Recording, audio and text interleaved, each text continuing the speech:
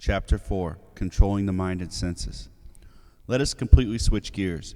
Chapter 3 was the spicy sauce of the main course. Now, in these next chapters, let us move on to the delicious dessert. In these chapters, I shall illustrate the principles of goodness, the pillars in developing the appropriate mentality and action in the matter of satisfying the transcendental senses of the Supreme Lord shall be described. See, this is the real business of all eternal spiritual beings. The Supreme Lord is a person. Since the Lord is an individual, he has senses and desires similar to how we possess senses and desires. The transcendental activities of the Lord are taking place similar as to how our activities are taking place as human beings. This is not at all an accident. This human existence is very significant. In Vedic truths, it is explained that human life can be described as a type of spiritual crossroad for the embodied living entity situated in this world of matter. The consciousness developed in relation to the human being's activities has a grave impact on the future of such a spiritual being. As explained in Chapter 1, this material body is not different from a machine awarded to the spiritual living entity to fulfill desires. So, all activity in relationship to this is being accounted for. It is hard to conceptualize the existence of such a personality as the Lord, simply because we can only estimate the potency of a person in relation to our own capability. I have no capacity to understand all of the activities of those I come in contact with. Therefore, the idea is that since I cannot understand, therefore no one can understand any better than myself. This is not so in relation to the Lord's capacity. The Supreme Lord is inexhaustible. This means that his capacity to invest energy has no limit. The Lord can be completely invested in everyone and everything without being diminished. Every one of us has been awarded a body. Now within our situation rests a field of activity. The Lord is situated as the witness of how we cultivate a consciousness within our particular field of activity, especially how we utilize our field of activity as a human being. Human beings are significantly different from animals. However, similar to animals, human beings are influenced by the governing laws of nature, goodness, passion, and ignorance.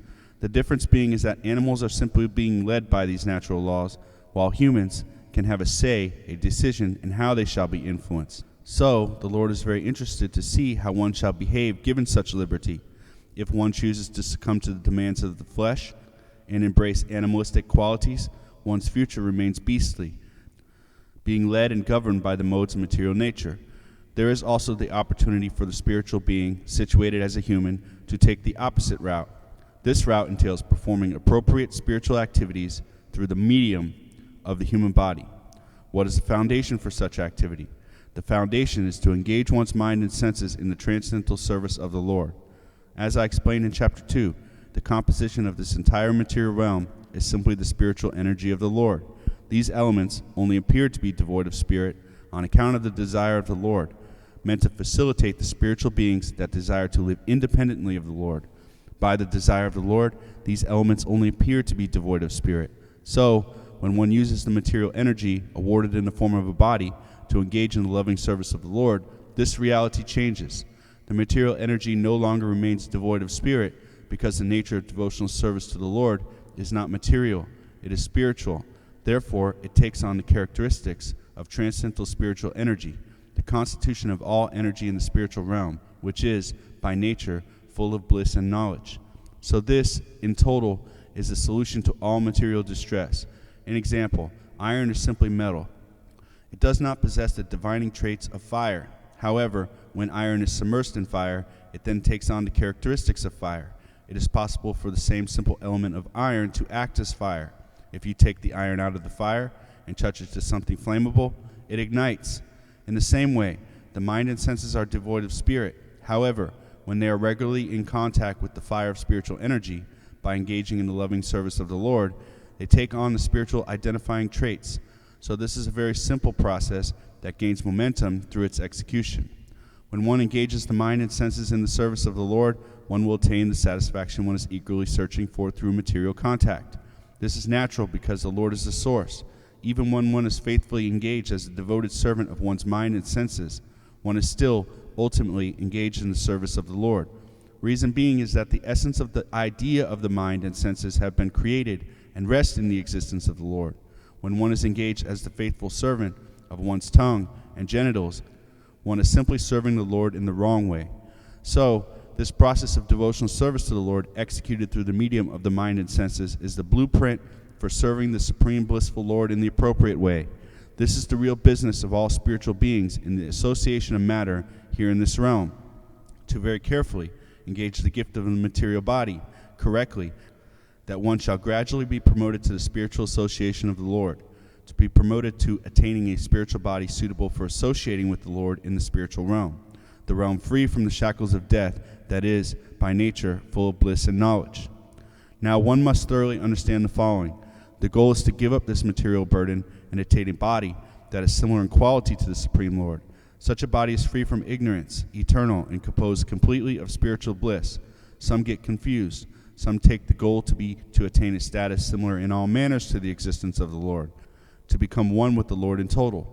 The Lord always holds a unique position completely separate and superior to all other eternal spiritual beings.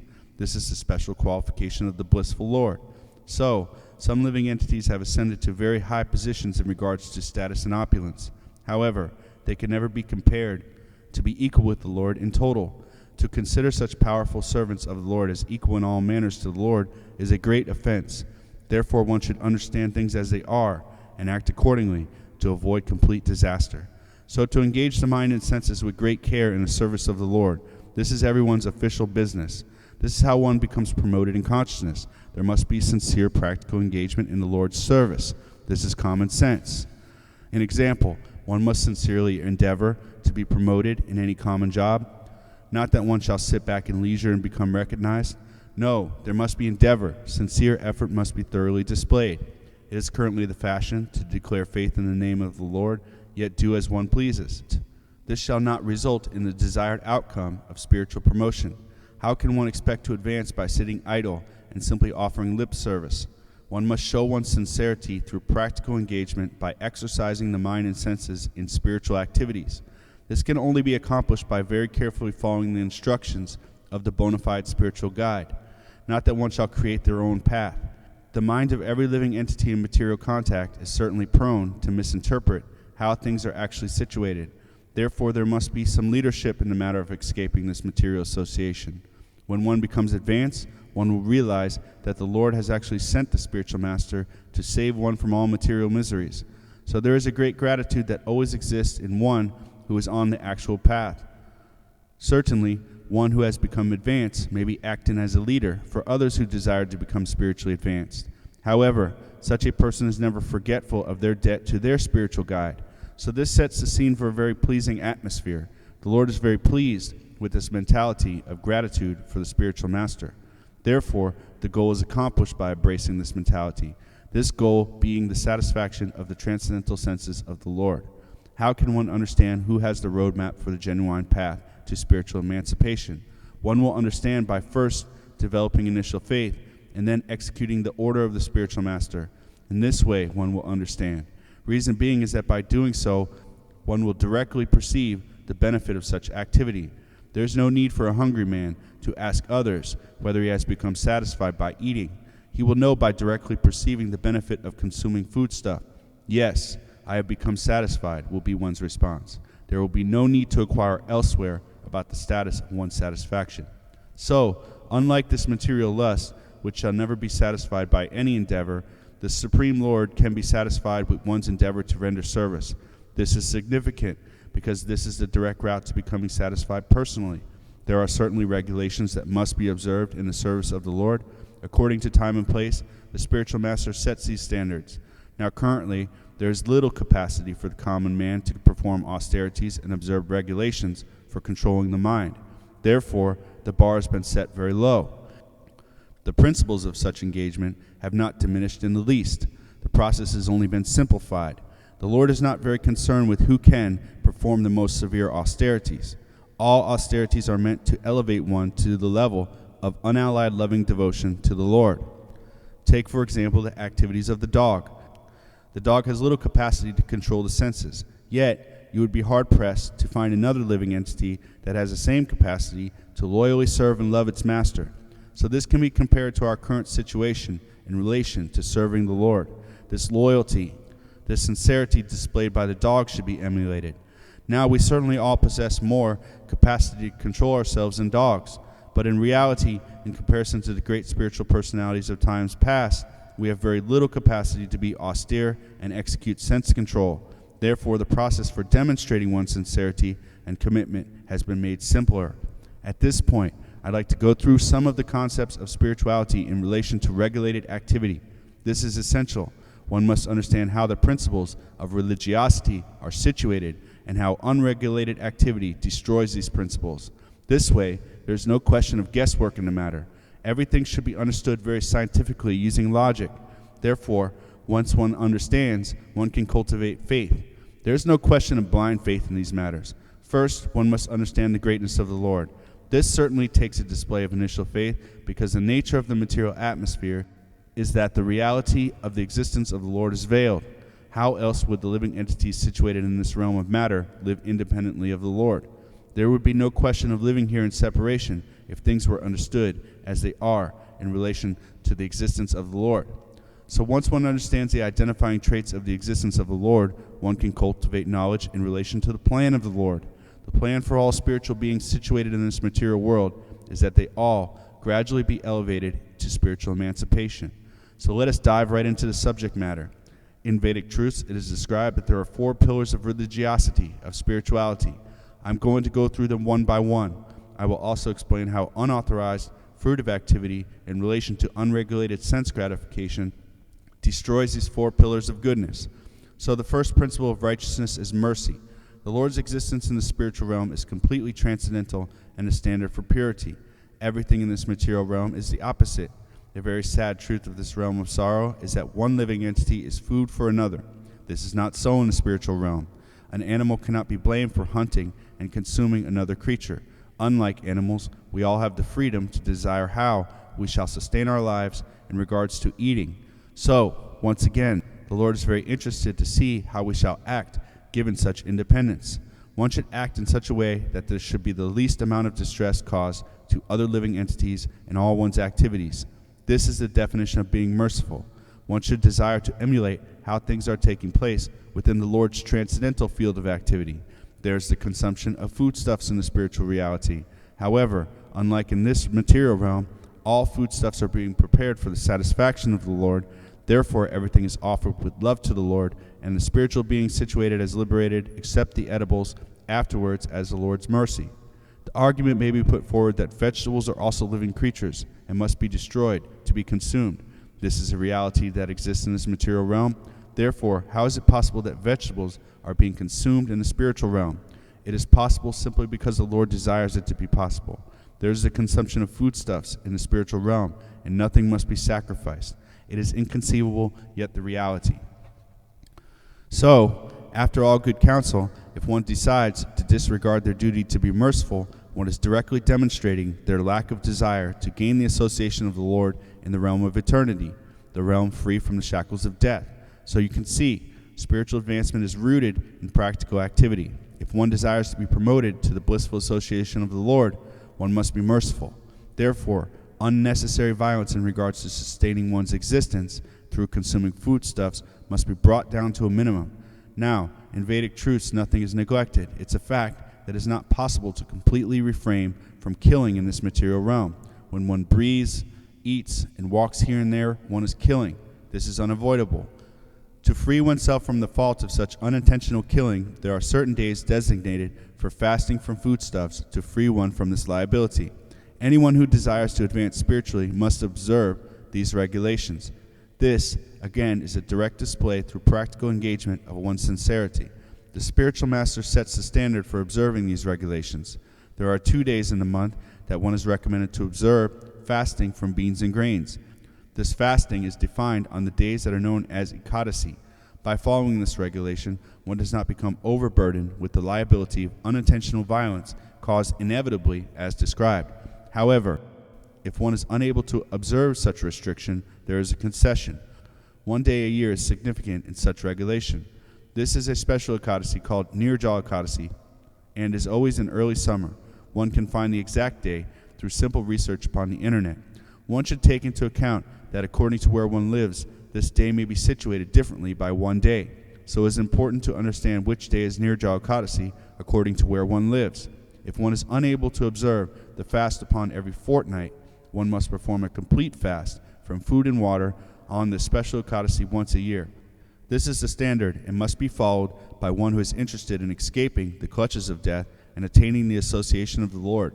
No one is free to disregard this regulation without consequence. It can easily be defined as difficult to execute such an austerity. Regardless, it is essential. Now, if one can abide by the fortnight fast from beans and grains, one is not required to perform the complete fast once a year. However, in reality, this is not at all easy to accomplish due to accidents. Moving on, as it is plain to see, anyone who desires to advance spiritually must be merciful. There is no question of capriciously causing distress to other living entities and, at the same time, making spiritual advancement. This is because violence is the element that saturates this material realm of sorrow where one living entity is food for another. If one at all wants to ascend to an atmosphere that is full of knowledge and bliss, one must behave appropriately to warrant such promotion. This is essential and is directly displayed by being merciful. Now, the tongue is undoubtedly very difficult to control in this world of matter. This is because it desires to do two things without restriction and without cessation. The tongue always wants to be active, tasting delicious edibles and speaking on every subject matter under the sun. So, when left to its own devices, the tongue alone can drag one off to a miserable, hellish, future existence. This is simply because the governing laws of nature are very stringent.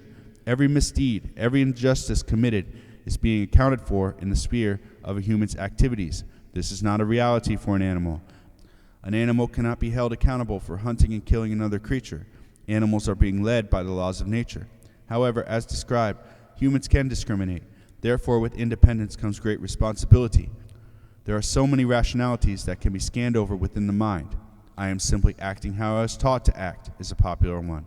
When considering the degree one is held accountable, there is some relevance to this argument. If one has spent life untrained, one is basically acting insane. So there is less severity in how one is held accountable because such actions are those executed without clarity of vision. One shall meet with less consequence than one who knows what is what and still disregards such restrictions. However, rest assured, one will be held accountable for every injustice committed in the human form, regardless of how one is situated. All such consequences are severe, and to state them as being undesirable is certainly a monumental understatement. See, this material realm is a cornucopia of rude awakenings. One may feel very confident that there shall be no penalty for killing innocent animals for an entire array of rationalities. This is not the reality and will be realized with little warning. There is no question of forming a committee and deciding how these injustices are defined. These are nature's laws and stand true regardless of the decisions of man's planning boards. In the matter of consuming animals, it is a very popular viewpoint that an animal simply has no soul. Therefore, there is no fault in consuming it. This is the rationality arrived at in the uncontrolled mind of one who does not desire to control their tongue. In reality, the mind, when uncontrolled, will discover some kind of rationality for why the senses should be left unrestricted. So, it is in one's own best interest to toss aside all the arguments of one's clever mind and take heed of the advice of the spiritual guide that has conquered the cleverness of the mind's demands. Animals certainly do have souls. More accurate is that animals are eternal spiritual beings that are simply situated differently in regards to bodily form. Simultaneously, their activities are taking place similar to how our activities are taking place. They are engaged in fraternal relationships with one another. Animals are also having loving conjugal relationships with one another as well. So how can we accept that they have no soul? Due to the demand of the tongue to taste flesh, the similarities in human and animal activities are discounted and dismissed. This is not wise. One should refrain from enthusiastically dancing off the cliff of misunderstanding. Simply because such ideas are popular does not make them accurate. One must use one's own intelligence to see things as they are to avoid complete disaster. This is the conclusion of the great spiritual thinkers of the past and should be emulated by the intelligent. Therefore, a vegetarian diet is recommended by the spiritual masters. This way one will not be overburdened with the liability of causing unnecessary violence in one's activities. One who is violent in one's dealings will certainly always be fearful. Rightly so, because there will certainly be repercussions for such carelessness. When one is situated as always afraid, there will be little opportunity to attain the peaceful thinking needed to contemplate finer spiritual truths. Therefore, by being violent without discrimination, one is checking their own spiritual advancement. For most modern civilized humans, it is not necessary to kill animals to sustain life. Therefore, there is no excuse. The Lord is quite aware of how everyone is particularly situated. Take, for instance, the Native Americans. They were situated as hunters. This was their natural situation, and were left with little choice in the matter. Therefore, the Lord inaugurated a system that they could be situated as hunters, yet still gradually progress towards spiritual advancement. Their system was, and still is, to give great respect to nature. Even when they did take the life of an animal for sustenance, they did it lending great honor and respect to the animal. So, in this way, they could gradually be elevated in consciousness. Not this monster of a machine we call the modern slaughter industry. This system lends no respect to the animal being sacrificed and is simply obscene. If one is eagerly participating in such a sad system, one can only anticipate grave consequences. This is similar to having grave distress knocking at one's door and enthusiastically inviting it to come on in without any reservation. This is not at all wise, and such careless action should be abandoned. So, a vegetarian diet is recommended for one who is spiritually motivated. This is a fundamental display of being merciful. I have briefly described the offering of foodstuffs to the Lord with devotion. In the next chapter, I shall examine this fundamental principle of devotional service in depth. So, the unauthorized activity of wholesale animal slaughter and the unrestricted consumption of meat destroys the pillar of religion defined as mercy. So basically, if one is carelessly engaged in such violence without considering the consequences, while at the same time striving for spiritual emancipation, one is simply wasting their time. There shall be no realization of such spiritual promotion if one neglects their duty to be merciful. This is the declaration of the great spiritual leaders as a whole and cannot be neglected by any means. One must understand it from the perspective of logic, not from the ideas of the propaganda machine. Certainly, one could do the research and find the appropriate scriptural reference to support or condemn meat eating in nearly any scripture. So if one desires to leave the tongue unrestricted, one could look in nearly any scripture to find support for such convictions. However, think about it logically. How can one expect to attain a situation free from death and misery while at the same time being fully invested in death and misery in one's activities? It does not make any sense. This should be taken into consideration. Modern man has progressed in all manners. In times past, one was limited to cultivating knowledge on an extremely localized platform. Now, modern man can cultivate knowledge from nearly anywhere. So, my appeal to you is as follows. Why not cultivate the following knowledge? There is a more refined manner of attaining the satisfaction of consuming animal products than through slaughter. The appropriate use of milk is the foundation for this refined consumption of animal products. One can take milk from the cow or other animal, then either make preparations from the milk directly or utilize the milk to make butter. Now from this butter one can make ghee, clarified butter. One can fry vegetables and grains in this clarified butter and create an endless supply of delicious preparations. This is the civilized way of consuming animal products that leaves one free from all the liability of killing innocent creatures. One will see that in reality, one will become more satisfied by utilizing the cow's milk than by eating the cow. Modern man is very proud of his accumulated education. Unfortunately, due to the intense drive of the uncontrolled tongue, a strong desire to taste flesh has been embraced.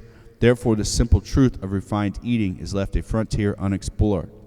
So there should be no hesitation within the mind of the intelligent. It may go against all popular thought, but the following is the reality.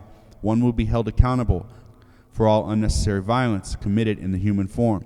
Now, whether one believes this or disbelieves is of little relevance. This is the reality of the situation as a whole. When one can attain a higher level of satisfaction without having to cause the pain and misery, why take the risk of disregarding this injunction of mercy?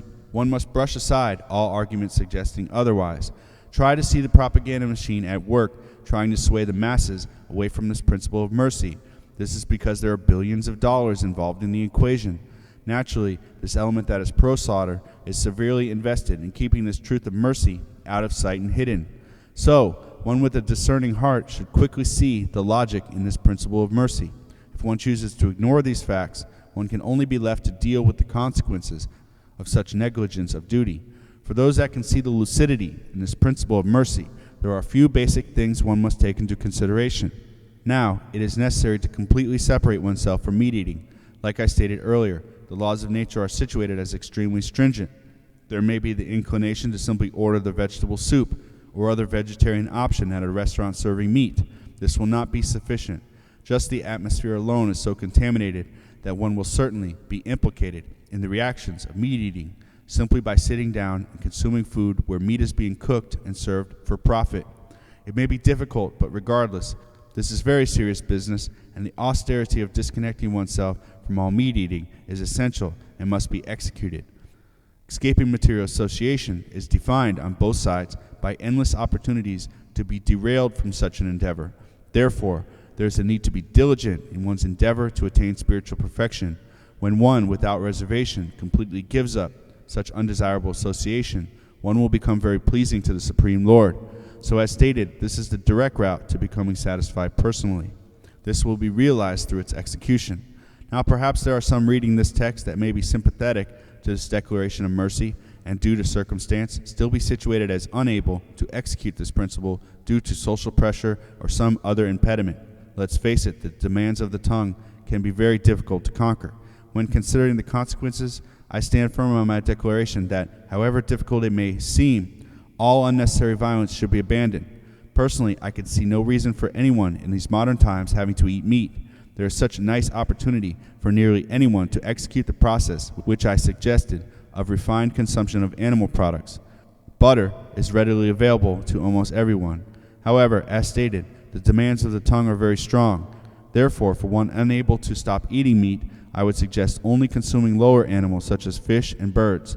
This consumption should be reduced to the bare minimum. Also, I would discriminate in which companies I patronize, giving preference to companies that go to great lengths to see to the poor animals' living conditions.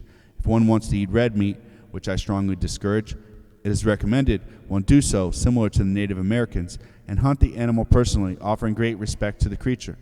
I have to completely discourage eating cows. If one takes the milk and butter and remains unsatisfied by such gifts, demonstrating this by afterwards killing the poor animal for its meat, one is committing a severe offense. Such a demonstration of mercilessness is strongly discouraged. I would also suggest doing the appropriate research and discovering which day of the year is designated as Nirjala Ekadasi and executing the yearly one-day fast from both food and water.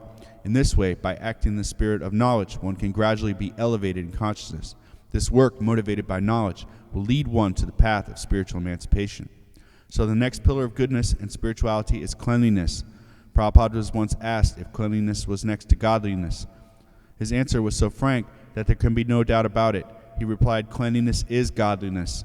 So in order to properly understand what it means to be clean, we should envision the existence of the Lord. The Supreme Lord is described as the purest, the manifestation of completely being free from all that is contaminated with inauspiciousness.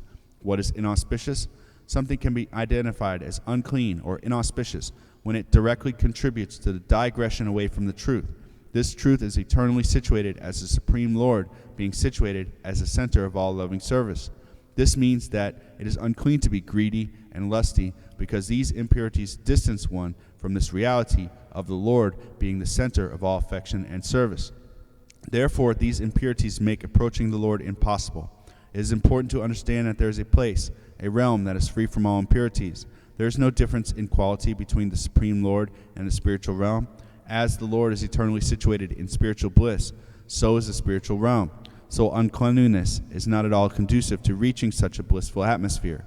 Therefore, one should strive for cleanliness in both one's activities and consciousness. There are realistically two types of cleanliness: inner cleanliness and outer cleanliness.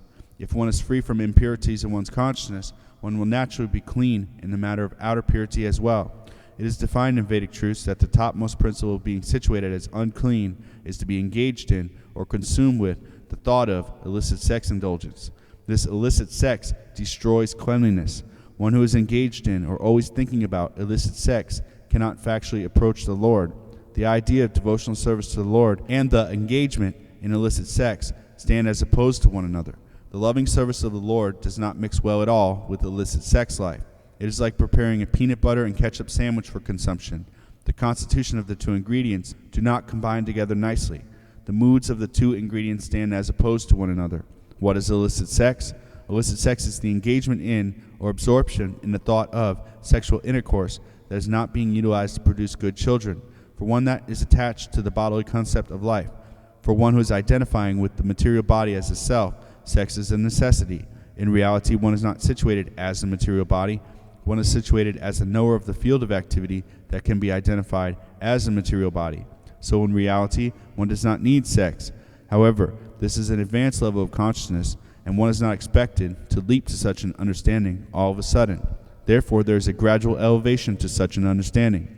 So, sex life is ordained under the regulation of marriage. The Lord says that He actually is this sex life, engaged in under regulation to produce good children. The world is in great need of such progeny. Therefore, if one can fully grasp the concepts of spiritual advancement and is situated nicely to do so, one should have a minimum of at least 100 of such children.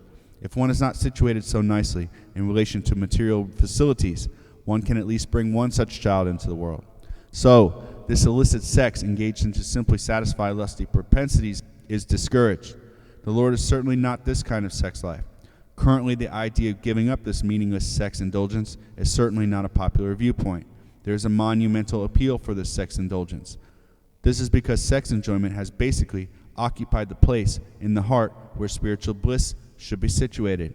So, one should understand this appropriately. Spiritual bliss in relation to the loving service of the Lord is like a gorgeous diamond. One has been deceived into trading in the priceless jewel of the Lord's service for the broken pieces of glass of illicit sex.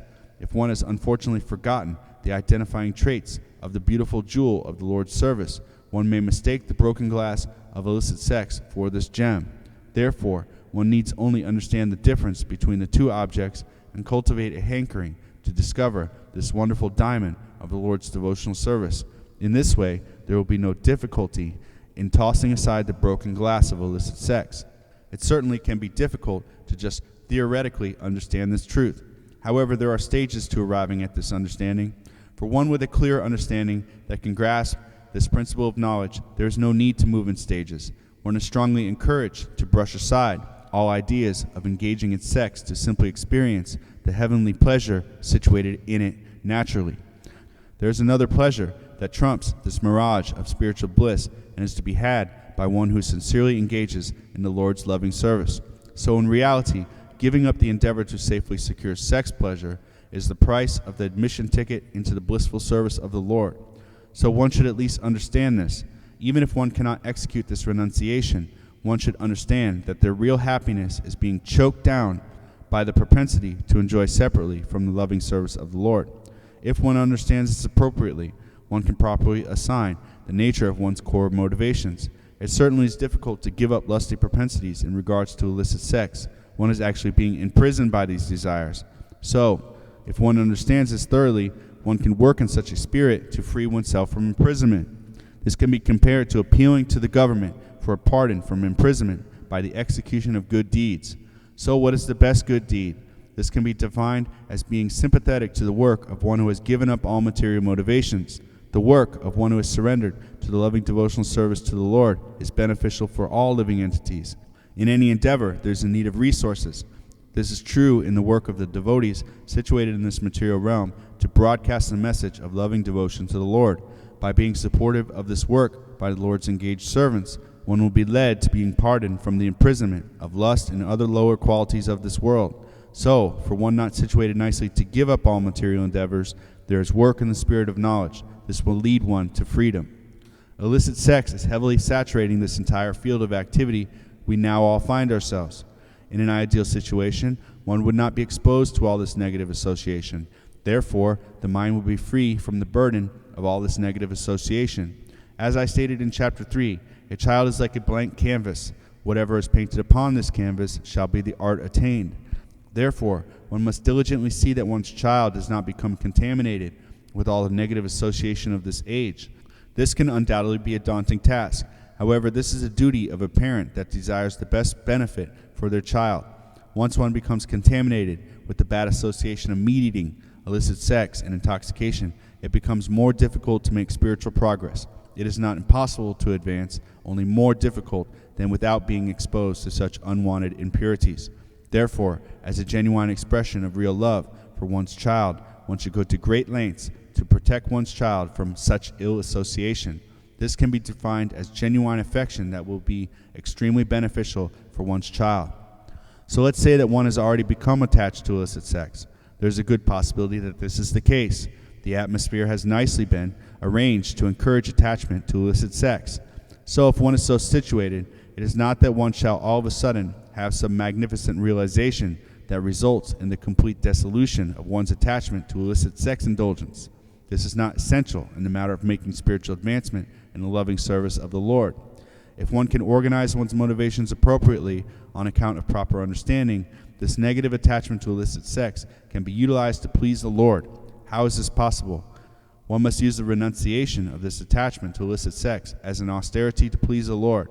So, there is no avoiding these allurements in our current field of activities. Anyone living a normal life will find it very difficult to escape these temptations to enjoy illicit sex. Young, beautiful girls are encouraged to go to great lengths to leave little to the imagination in a matter of dress.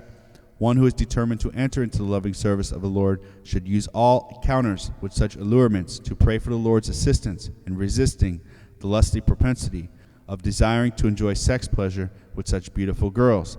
This means that every time one sees a desirable person for which the urge to contemplate sex enjoyment develops, there exists another opportunity to remember the blissful Lord. This attitude will lead one to freedom from the desire to enjoy illicit sex indulgence. This attitude will please the Lord very much. The all-knowing Lord is quite aware of how everyone is particularly situated as a whole. Try to envision the Lord's pleasure with such a sincere devotee. We can speculate on the Lord's reaction to such sincere renunciation. Just see, this aspiring devotee of mine is surrounded by young, half-naked, beautiful girls, yet still he is unwilling to partake in embracing lusty desires to enjoy with them because he is so determined to advance in my service.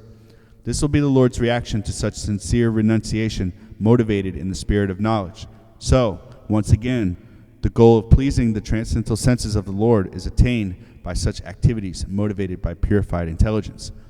Now, it may seem that freeing oneself from the desire for illicit sex indulgence is an impossible task. The chips seem completely stacked against you, and the encouragement to embrace such impurities may seem situated as a raging river determined to wash you away. It may seem this way, however, ultimately it is not so. However, to break free from these shackles requires the appropriate training in the art of doing so. It can be compared to learning the art of a complicated trade. Let's take automotive mechanics, for example. Now, if one decides, I shall tune up this automobile without having received the appropriate training from a competent mechanic, one will be lost in such an endeavor. One may have read something here or there, or someone in passing may have suggested some vague tip on tuning an automobile. This kind of training will not be sufficient in correctly tuning an automobile. So the same is true in the matter of tuning one's activities to achieve spiritual emancipation. One must learn the art from one who has become expert at it. Now currently, escaping the desire for illicit sex is not at all easy. One must sufficiently tune the other aspects of one's life to achieve success in such an endeavor. In reality, it once again is rooted in what one consumes as food. If one examines how the working senses in the material body are situated, one will see that they are situated in a straight line. The tongue, stomach, and genitals are considered the three major working senses in the material body. Now, if one can control the tongue, there is every possibility of controlling the stomach and genitals. If one does not control the tongue, there will be little success in controlling the other two. So, once again, it begins with controlling the tongue. An example, say one desires to tune up a car. One may whimsically decide that rather than using gasoline, one would like to experiment with orange juice instead. Obviously, this would be a very unwise decision. So in the same way, if one desires to tune up one's field of activity to attain spiritual realization, one must fuel the system appropriately. Under the guidance of a qualified mechanic, one would be encouraged to use the highest octane gasoline when tuning a car to achieve the best results. So in the same fashion, the appropriate spiritual guide recommends only consuming sanctified fuel, this being food that has been offered in loving devotion to the Lord. Now, the idea of controlling one's mind and senses is simply a fantasy if not done so to attain the loving service of the Lord. There may be some temporary success in such an endeavor, but ultimately, one's success in controlling the mind and senses will be foiled if not done to attain the devotional service of the Lord. The Lord is situated as the master and ordains the activities of all other eternal spiritual beings. It is certainly so that one is free to act as one desires according to one's particular capacity. The Lord is situated as the facilitator and witness of such actions. It is said that not a blade of grass can move without the sanction of the Supreme Lord. In the matter of controlling the mind and senses with a motivation other than devotional service to the Lord, all such motivations can be defined as ranging from partially incorrect to completely ludicrous. This is the reality of the situation as a whole. Some undergo severe austerities and control the mind and senses with the idea that they may become godlike to assist in executing nefarious activities. This can be compared to enthusiastically desiring to tune one's automobile, impelled by a desire to set forth on an excursion to hunt panda bears or some other rare endangered animal. In reality, one would be better off leaving one's vehicle disabled than to tune it up very nicely to facilitate such motivations. So the goal must be defined appropriately to even begin to envision bringing the mind and senses under control. This self-control becomes effortless for one who has developed an affinity for the service of the blissful Lord. Therefore, the only realistic goal in the matter of bringing oneself under control is to advance in the service of the Lord. All other marches towards self-control can be defined as partial and hallucinatory. Moving on, there is currently a great confusion regarding the sacred bond of marriage. The idea that a man and woman shall join together and ride off into the sunset to enjoy their divine pastimes together eternally is simply a fantasy. There may be some chance of remaining together after death. However, there is certainly no guarantee that events shall play out this way, regardless of the ideas of certain so-called authorities. Even if one does live on with their eternal partner for what may seem like a vast amount of time according to human calculations, certainly these pastimes together will eventually be brought to their conclusion. This is inevitable. Again, this is the nature of this material atmosphere, temporary and fleeting. The realization of how fickle the nature of all material affairs are situated is continuously coming into focus with little warning by everyone engaged here under false pretense. Constant, unanticipated displacement can be placed upon this realm of sorrow as a defining theme. As I explained earlier, there is no limit to the fantastic heavenly scenarios to be embraced here. All such fantasies are founded on illusion and not understanding things in their entirety. These ethereal dream-like fantasies are not the resting place of one's ultimate satisfaction and happiness. One must wake up and get real about all this. It is hard to envision, but regardless, it is likely that all of us have been trying different combinations of material satisfaction for a very long time. Birth after birth, one should search deep in one's heart and discover the truth. We have been down all these roads to material fulfillment and know exactly where they all lead. One should embrace the Lord's service and enjoy happiness not to be found in any corner of this material realm. This is the appropriate use of one's intelligence as a human being. So the sacred bond of marriage, this should be defined as a partnership in the business of attaining the devotional service of the Lord. A sacred partnership in bringing children into a field of activity to help them escape material miseries. This is the appropriate way of joining together in conjugal relationships. So the affection for one another is still present. It is simply not based on one another being the center of enjoyment, because in reality, neither one is the center. The blissful Lord is situated as the center of enjoyment, enjoying all the activities of the couple. It is really based on principles that are not very complicated. Such an attitude, developed in the spirit of knowledge, is the foundation for becoming happy permanently, not just in this life, but in the life after as well. These are all things that should be taken into consideration by the wise. Moving on, this process of controlling the mind and senses is the only formula for attaining any lasting peace in this world. Complicated organizations and committees are continuously being formed to establish some system for attaining peace. Well, this is the real system for attaining peace, and begins with activity in the spirit of knowledge, which is eternally situated in the execution of devotional service to the Lord. So, as I stated, the system of self-control begins with controlling the tongue. Now I have thoroughly covered the importance of regulating one's diet. This regulated diet must be executed, paired with a regular regimen of prayer. There are certainly many different systems for engaging in prayer. As long as they are being performed to the real Supreme Lord, all can be classified as good. I would certainly suggest praying to the Lord using an accepted, authorized name, however you may understand this to be. Obviously, this can get complicated simply because the mind is naturally situated as unsteady. Often, due to mental speculation, worshippers of the Lord are deviated in the process of prayer. This can take place in many ways. Often, worshippers of the Lord will equate a prophet or some respected personality to be non-different from God. The focus will be removed from the Lord, and all attention will be placed upon the individual. This is a very common backdoor method of deviating the righteous from prayer to the Lord. See, this is where things get complicated. Some believe that God would never let anything happen to their religious practice. However, things are more complex in this material world. There is always an element in this world that would not only like to remain situated as opposed to the service of the Lord. This influence is very enthusiastic about deviating all others from righteousness. So this must be taken into consideration. Also, it must be taken into account that time successfully wears away at everything in this world of matter, even religious practices meant to serve the Lord. This is just a reality of this world. There is a simple and sublime method of prayer recommended by the spiritual masters following the Vedic principles. This involves the glorification of the prominent names of the Lord. There is certainly a confusion about how the Lord should be addressed. In reality, the Lord has unlimited names and can be addressed by any of these authorized names. There is a prominent process for addressing the Supreme Lord recommended by the spiritual masters, and this involves the recitation of a particular mantra. The definition of mantra is a sound vibration that is recited in concentration repeatedly. This mantra is known as the Maha Mantra, which means great mantra, and is comprised of the names of the Lord in the following manner: Hare Krishna, Krishna Krishna, Hare Hare, Hare Rama, Rama Rama, Hare Hare. This is the simplest and most sublime way to pray to the Lord and is recommended by the spiritual masters. The Lord is not different from his names. Therefore, by chanting the Lord's names, especially in this Maha Mantra, one is not only praying to the Lord, one is invoking the personal presence of the Lord. The Lord is all-pervading. This means that there is no question of whether the Lord is present. He is present. However, his presence in his name is different. He can be described as being personally present in his names.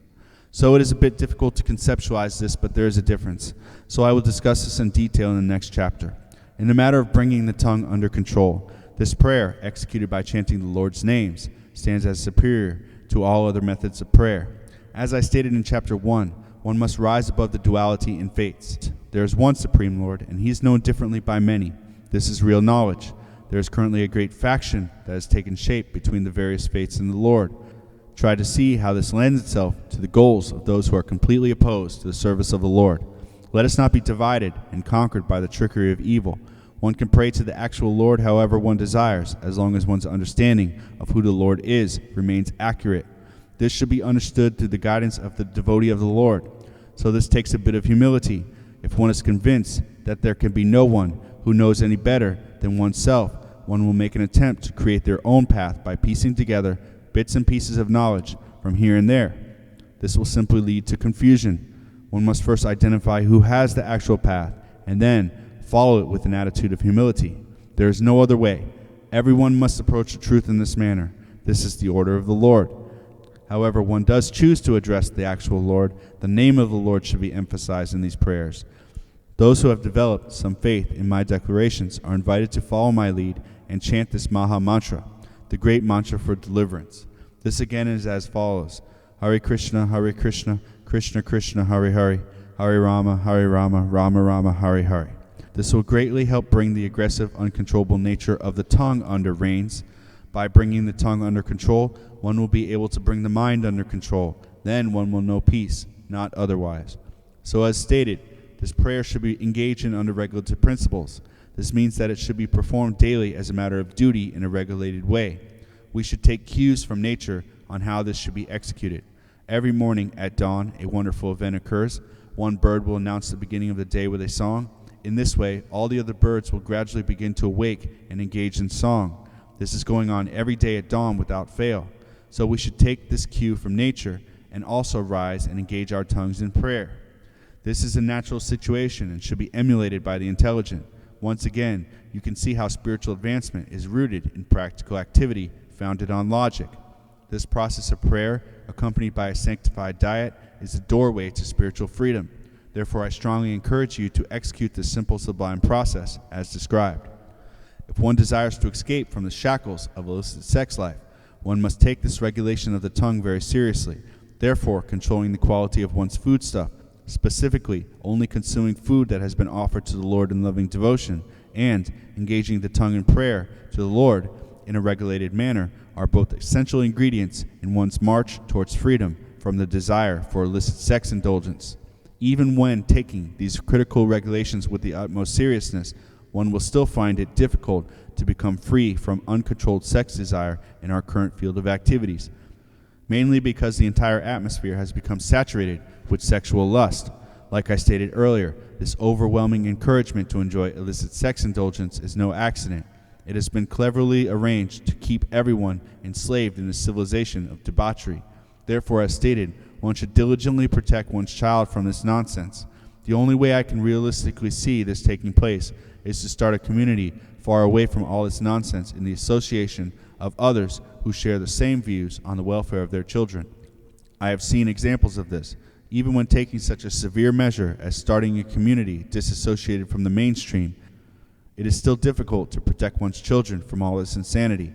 However, considering the stakes involved, one must try their best to see to the welfare of one's child. Once a child is trained to understand what is what, it is possible to successfully battle this negativity.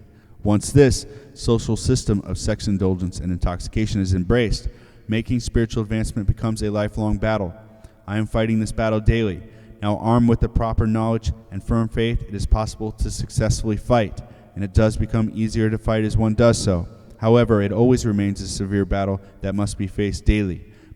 Better if one never becomes associated with this nonsense illicit sex and intoxication.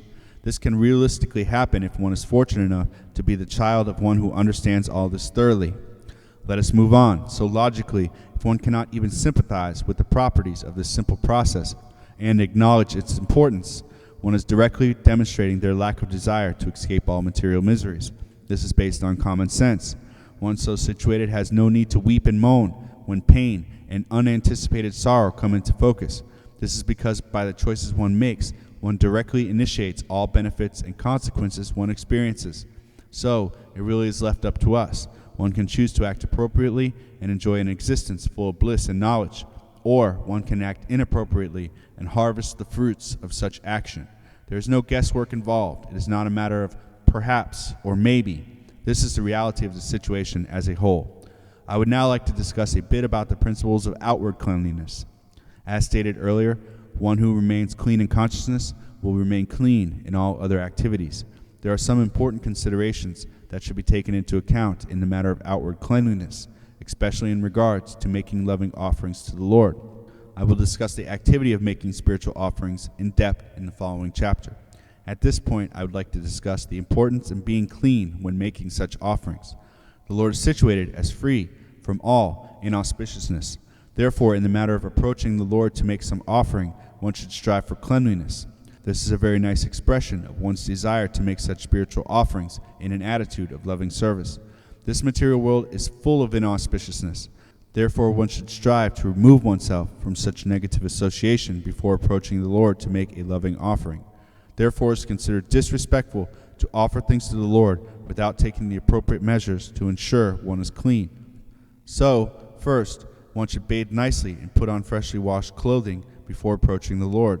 This is absolutely essential. One should also refrain from eating, drinking, and smoking after one is bathed and dressed in clean clothes. Basically, avoid touching your hands to the mouth entirely. After one is bathed and in clean clothes, one should refrain from passing urine or stool. I will not make any offering to the Lord without being bathed and dressed in clean clothes. Not taking these regulations seriously leads to a familiar attitude. Such an attitude of familiarity is not at all desired. It leads to contempt. When making spiritual offerings to the Lord, one should be aware of the cleanliness of the atmosphere as well, especially when cooking spiritual offerings for the Lord. Therefore, the minimum standard for such activity is that one take into account the cleanliness of the kitchen and table or altar where such offerings are being made. The more one takes into account the conditions of these areas, the more the Lord will be satisfied by these activities performed in devotion. This standard of cleanliness is a very direct and simple method for satisfying the Lord. Therefore, if one performs such activities with cleanliness listed as a top priority, one will advance very quickly in spiritual realization. Now, a simple way to illustrate the standard for avoiding simple contamination is to take the activity of electricity into consideration. Contamination flows like a current. Therefore, once one has taken all measures to become clean, such as bathing and dressing in clean clothes, one should make an effort to avoid coming into contact with anything unclean. Animals are generally situated as less than clean, and therefore their contact should be avoided during the preparation and offering of things to the Lord. Animals should be encouraged to remain outside the kitchen, an area where offerings to the Lord are being performed. This will help ensure that one remains as clean as possible in such activities. Nothing is completely clean in this material realm. However, striving to become as clean as possible when making spiritual offerings will be recognized by the Lord and appreciated. Another matter that will compromise one's cleanliness is often overlooked, yet holds grave importance. Indiscriminate nudity is currently very prominent and will impede one's march towards cleanliness. Human beings are significantly different from animals. Therefore, there should be some discretion in the matter of covering the human body. As I stated frankly in earlier chapters, there is a negative influence that exists outside the jurisdiction of our introspection. Now, a very prominent characteristic of this unpalatable element is the lack of discrimination in nudity and promiscuity. This freedom in indiscriminate sexual activity is very much embraced by the undesirables. This "we're going to let it all hang out" mentality is descending from this element. So one who is at all interested in attaining the service of the Lord should diligently strive to disassociate oneself from this nonsense philosophy of debauchery. Therefore, it is recommended that one keep the lower front area of the human body covered at all times, even while bathing. It may seem harmless, however, one should heed this advice. In this way, one will not be unintentionally signing on to this distasteful element. It is simple enough to execute this austerity. I personally wear a simple pair of cotton boxer briefs even while showering, so to keep the front part of the lower body covered at all times is recommended for one who desires to become a candidate for liberation. This is an ancient standard of remaining civilized and religious that spans across all faiths and scriptural injunctions. Therefore, it should be abided by. In this matter, there are things that should be taken into consideration that may not be blatantly obvious. So even when a man urinates, he should do so sitting down, not standing and urinating. Doing otherwise may seem harmless, but once again, there are things taking place that are not self-evident. Therefore, one should just be discreet and execute such an austerity. This will help one remain clean and help one from unintentionally becoming entangled in the principles of debauchery.